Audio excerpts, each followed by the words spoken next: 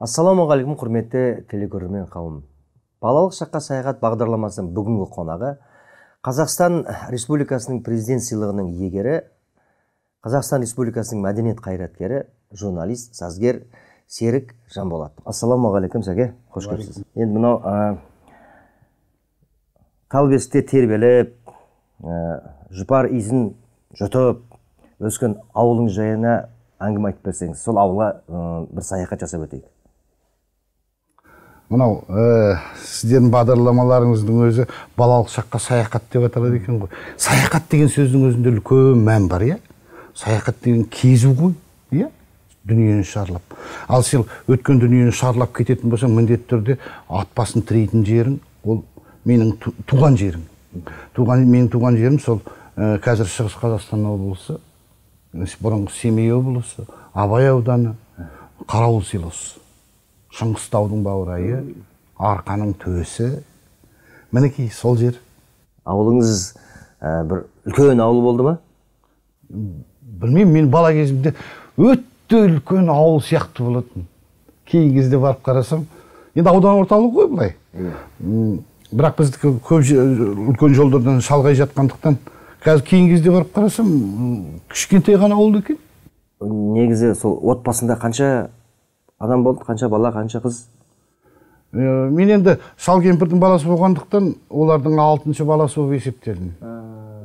Бірақ бұлай енді өзіміз негізгі әке шешеден 4 ұл 1 қызбыз. Негізгі әке шешем. Ол кісілер, менің әкем райком секретары болды, белгілі журналист, сазгер, бүкіл Арқаның жұртына белгілі әндердің авторы Мейрамбек Жанболатов. Шешем Үміт Күнжалилова, ол кісі де белгілі. Сол кісінің оң қолы, сол қолы, аяғы, басы болғанда, ол кісі әлі бар, шешем, Құдайға шүкір. Әкеміз қайтыс болған. Ал мен өзім Райхан деген үлкен шешемнің қолында өстім, Қара шаңырақта. Сол өмір бойы сол көзімізді ашқаннан қой бағып, қи ойып, сөйтіп өстік. Ойнап қайту үшін далаға, балалармен ойнап келу үшін алдымен қораны тазалау керек. Малдың қиын тазалау керек. Әйтпесе оны бітірмесең ойнау жоқ, еріксіз жан таласып, сабақтан келе салып, киімді ауыстыра салып, ойнау керек қой. Ол үшін не істеу керек? Онда, оны және біздің жақтың қысы қандай. Ана қи деген, жапа деген қатып қалады мұз болып. Оны гүрс оясың. Сөйтіп оны жинап далаға шығарасың. Малға жем-шөбін бересің, суын бересің. Және де мәге бала кезде бір естелік маған да, мына сиырларға зау болатын. Су тасу үшін меңіз? Енді ол құдықтан су құясың ғой. Бұл сиырлар деген жегенде жақсы ғой, сүтін ішкенде жақсы. Бұл шелек-шелекпен су ішкен кезде бар ғой, қыстыгін. Анау қолың қатып қалатын мұз болып, анау құйып жатасың, іше береді. Қазір кездің балаларының ойыны бөлек. Үйден шықпай ойнайды. Бұрын бізді үйге кіргізе алмай тұғын, қазір баланы үйден шығара алмайсың дейді. Сондай сіздердің кездеріңізде қандай бір ерекше ойындар болды, мысалы үшін, жанталас бәрің жиналып ойнайтындай. Енді футбол түсінікті енді қазір кезде, хоккей түсінікті. Бізде бәрімізді ауылда ләңгі тептік. Қолғапты битіп орап жібересің де, немесе байпақты орап аласың да, сыртын кедір жіппен орай саласың да, соңғы ләңгі тептік. Асық, әрине асық. Асық деген бұл үлкен экономика, бұл үлкен бір саясат.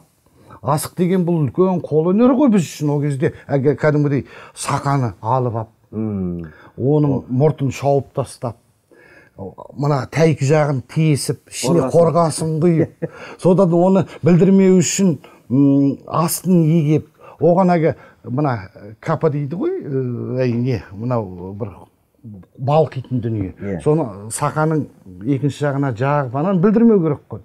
Оны қорғасынды өлшеп қиясың. Неге десең, көп құйып қойсаң білік қояды. Тағы жаман. Тағы жаман, ол ойнатпай қояды. Ал енді сіз қазіргі мына біз қоғамымыздағы елеулі тұлғалардың бірісіз. Соған жету үшін, сондай болу үшін, әрине жаңағы бұлақ көрсін көзін аш дейді ғой. Сіздің осындай журналист болғаныңызға, осындай жаңағыдай керемет азамат болып тәрбиеленгеніңізге, балалық шағыңызда бір әсер еткен кездер болды ма? Бір нәрсенің мысалы үшін. немесе үлкен әжеміз жаңағы ертегімен үйретмеген болады ғой мысалы? Ол енді бар ғой, өте жақсы керемет дүние жаңа айтып отырғаныңызда. Әрине мен елдегі бір белгі тұлғамын ба тұлға емеспін ба, ол жағын мен баға бере алмаймын. Бірақ мына бізде азамат болып ер жеткізу үшін, елдің азаматы болуға ұмтылдыру үшін ауылдағы кез келген нәрсенің әсері болды ғой. Мысалы қараңыз, қой бағып жүрмін далада. Қой бағып жүрмін, содан кейін қой бағып жүрмін, бір ақсақал келді атпен қасыма. Атына қарап тұрмын. Ассалаумағалейкум деп амандастым. Сосын ақсақал тұрды да: "Ай бала, кімнің баласысың?" деді. Мен ойланып қалдым. Мен енді Жанболат атамды көрген жоқпын ғой. Ол кісі ертерек қайтыс болып кеткен. Жанболаттың баласымын деуге. Мен өмір көргенім үлкен шешем Райхан. Тұрдым да айттым, енді Райханның баласымын дедім. Әлғата қарап тұрды. Қай Райхан ол дейді. Айттым, мына Мираш деген баласы бар, Молдаш деген баласы бар, Болат деген, Мұрат деген балалары бар, Райхан деген кісі дедім да. Содан ол кісі біледі ол кісілердің бәрі. Ол кісілер біреуі екі ауданды басқарып отырған кісілер да. Біреуі бір совхозды басқарып отырған. Біледі бәрін дана кісі. Бірақ жорта тағы да сұрап тұр да: "Білмеймін мен ондай Райханды. Молдашың кім? Мирашың кім? Әкеңнің атын айтшы өзі" деді. Тұрдым да: "Жанболаттың баласымын" деді. Айналайын-ай, Жанболаттың баласысың ба? Айналайын-ай, ол керемет осындай белгілі адам болып еді ғой. Анау, мынау деп атынан түсті да. Атынан түсті да: "Атқа мінесің ба?" деді. "Атқа мін." Қызығып тұрмын ғой. Мініп алдым. Мінем деп лып ете қалып атқа мініп алып, бір айналып шауып келдім. Айналайын деп басымнан сипап атынан мініп кетіп қалды. Ал енді қойды қайтарып ауылға келеткен кезде ойлаймын ғой, менің үлкен шешем ондай қайсар, ондай жүректі, ондай еңбекқор адам бүкіл ел жұрт біледі. Райхан десе сол кісінің атын айтады. Қалайын білмейді менің шешемді деп. Менің әкелерімді қайтып білмейді, ол бәрі аудан басқарып отыр. Неше сондай біздің енді әулетіміз сондай үлкен әулет болды. Содан кейіннен ойласам, ол кісінің мына мені азамат болуға көрсетіп кеткен екен. Еркек болып сөйлеуге, мына әулеттің баласы болуға, үлкен әкенің баласы болуға көрсетіп кеткен екен. Көрдіңіз бе? Мен оны кейіннен ұқтым. Жоғары кластарға келген кезде барып түсіндім. Көрдіңіз бе? Жай ғана сол ісімен атқа мінгізді, кетіп қалды жай ғана. Мінекей, осындай тәрбиелердің арқасы. Не болмаса, үлкен шешем, жаңағы Райхан шешем, өте қатал адам. Еркелетеді мені, күні бойы еркелетеді. Бірақ жұмысқа аямай салады. Міндетті түрде есіктің алды таза болу керек. Міндетті түрде малдың жем-шөбін уақытында беруім керек. Енді еңбекке аямай салды. Еңбектен тура кей уақытта қойдың астын қиын ойып шығарған кезде ана тезірек көбірек шығарып тастайын деп арбаға толтырып аласың да, оған шаман келмейді. Белің қайғиды. Ана омыртқаң бүйтіп құрысады да, бірақ сонда да ана тырысып бітіру керек қалайды. Басқа сенен басқа ешкім істемейді. Міне осындай еңбектің арқасы деп ойлаймын. Сол тәрбие менің ойымша. Әлі күнге дейін мысалы мен телевидениеге шығып жүргенде, басқа газетте істеп жүргенде кейде отырып таңғы 4-5-ке дейін отырып қағаз қараймын ғой. Сол кезде кей уақытта үйдегілер таң қалатын, қалай шыдап отыра бересің деп, үстелдің басында. Сөйтсе, сол мынау адамға сол кезде берілген қазір, сол әлі күнге сенің бойыңда қалады екен. Сен еңбектен еш уақытта қашпайсың. Менің ойымша ең бастысы осы. Сіз жаңа сол үйдегі 6-шы баласы болдым дедіңіз, сізден үлкен енді жаңа көкелеріңіз, ағаларыңыз, жаңа үлкен апамыздың балалары. Солар жағынан қиналыс болған жоқ па? Сәулеш деген апайым болды. Сол екеуміз үлкен немеренің үлкені болғандықтан сол үйде өстік қой. Сонда олар бізді өздерінің жалғасы деп көреді. Ана менің әке шешемден қызғанады. Ана оның балаларынан бізді бөлек қояды. Өздерінің. Бірақ енді арасында шапалақ жеп қалатын уақыттар болады. Кейде мысалы үлкен ағам үйленіп жатыр. Үлкен ағам деген алдындағы. Шешемнің кенжесі, үлкен шешем. Бірақ менің ағам ғой алдында. Сол үйленіп жатыр. Сөйтсем мен мал жайғауды бәрін ұмытып кетіппін. Есімнен шығып кеткен той ғой. Бала ғой той. Содан ол мені енді тартып жіберді. Құйрығына теуіп жіберді жамбасына. Сол кезде ана шешем түк айта алмайды. Бүйтіп жүрді. Туған шешемді айтам да. Үлкен шешем енді ол дұрыс деп тұр. Сонда әрінгі дейін кейде ойлаймын сол. Ағаларың кейде бар ғой, қатал болып кетеді, Қатал болады. Қатал. Мен өз басымнан өткен ғой, менде дұрыс сияқты болады. Қатал болып кетеді. Ана сені өзінің інісіндей көреді да, аямайды. Ана дұрыс болсын дейді да. Ал сен одан басында қорлық көресің деп ойлайсың ғой. Жек көресің. Өскеннен кейін бар ғой, сол жеген таяқтарың, сол нұқық балғаны, ұрсық балғанның бәрі саған тәтті болып кетеді екен. Сіз енді сазгерсіз, сол сазгерлік өнер, бойыңызға берген сол жаңа дарын кішкентай кезіңізден басталды ма? Өлең айту немесе жаңағы домбыраны кім үйретті сізге мысалы? Әкем белгілі композитор ғой. Соның әндерін тыңдап өскеннен кейін ба ол күні бойы отырып мына халық әндері, халық композиторларының әндерін үйде отырып аңыратып тұрып ән салады да. Баласың, соның аузына қарап отырамыз. Сол ақындап сіңе береді екен. Мысалы мен қазір Біржан Салдың, Ақан Серінің әндерін естіген кезде бірден анау бір-екі нотасын естісем болды, анау маған келіп қона береді. Неге десеңіз, маған сіңіп қалған бала кезден солай. Сондықтан жаңағы әкеміз композитор, анамыз да өнерде жүрген азаматтың бірі болды.